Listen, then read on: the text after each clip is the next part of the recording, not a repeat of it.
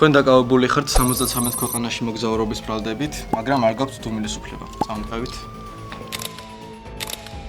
სახელი და გვარი. სასონებიერით. ხომ იცით რის გამო დაგაკავეთ? კი. აღიარებს სანაშაულს. არა გზა. არის თუ არა მოგზაურობა პროფესია? კი. მოგზაურისთვის რამდენად მნიშვნელოვანია ბევრ ენაზე საუბარი? სასურველია, მაგრამ ინგლისური საკმარისია. ყოველთვის სასიამოვნოა მოგზაურობა? ჩემთვის კი. მავრიტანიის მატარებელზეც სასიამოვნო იყო? კი, ორმაგად, ექსტრემალური მოგზაურობები ორმაგად სასიამოვნოა. მოგზაურობა რო შემოსავლის წყაროდ არ გექცია, რა პროფესიის იქნებოდა? ალბათ რამე ბიზნესი მექნებოდა. ზომბი აპოკალიფსი რო დაიწყოს, რომელ ქვეყანას შეაფარებდი თავს? აქ დავრჩებოდი და სადმე მთაში ავიდოდი. რომელი ქვეყანა იყო გამორჩეულად სტუმართმოყვარე? საკმაოდ ბევრი ქვეყანა იყო ეგეთი, თუმცა იაპონიასაც გამოვარჩევდი. რა არის ყველაზე დიდი შეცდომა, რომელიც მოგზაურობისას დაგიშვია? ბილეთი ვიყიდე არასდროს თარიღზე. ბევრად აცდი?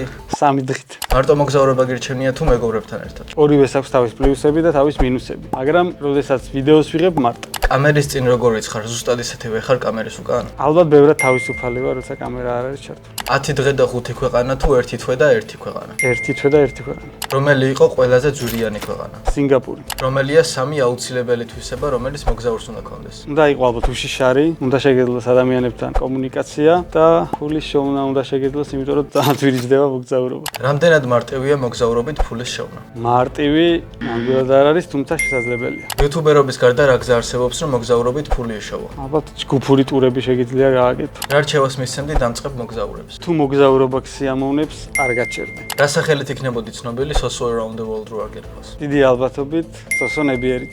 ახლა მოგცემთ 1 მილიონს, ოღონდ საქართველოს არასოს უნდა დატოვა და თან გაგეთავისუფლებთ. გაწყობს? შანსი არ არის. რამდენ მილიონზე გაწყობს? არც 1 მილიონზე.